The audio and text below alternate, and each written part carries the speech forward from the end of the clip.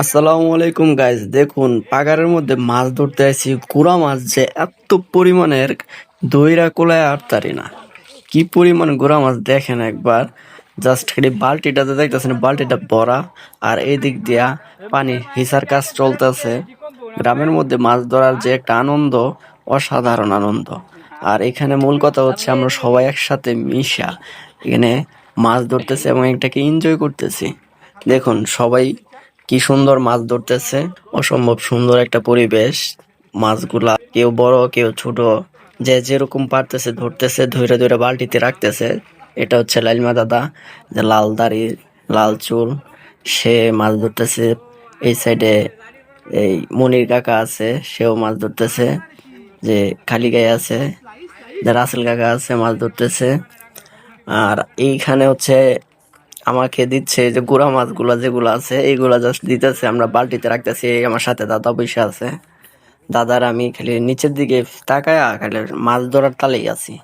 মানে কি পরিমাণ মাছ, যে মানে বাচ্চা গুলাই হাঁটতারি না, যারা এক এক কথায় বাচ্চা গুলো হাঁটতারি না। জুয়েল কাকা আছে, জাভেদ কাকা আছে, কালো গেঞ্জি জুয়েল কাকা, আর নীল টি শার্ট এটা হচ্ছে জাভেদ কাকা। তার ছেলে শিমুল হাওলাদার, তার ছেলেও মাছ ধরতেছে। এই সাইডে আরিফ কাকা তারা আছে, মনির কাকা, তারা একসাথে পানি সেচতেছে। আর ওরা হচ্ছে মাছ ধরতেছে লাডি, বেশিরভাগ লাডি এবং শিং মাছ। আর কি পরিমাণে গুড়া মাছ।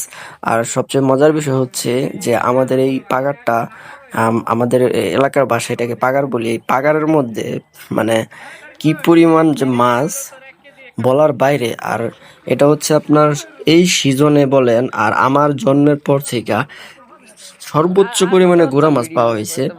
এই যে দেখেন, এইখানে হচ্ছে আমরা শেষে এখানে বাগবাটোয়ারা করা অবস্থায় আছি। দেখেন কি পরিমাণের গুড়া মাছ। জাস্ট আমি এটুকু বলতে পারি যে আমার লাইফে গাইস এত গুড়া মাছ অন্তত আমি কখনোই দেখি না। এটা অনেকবার সেচা হয়, প্রতি বছরই 2 বার 3 বার করে সেচা হয়।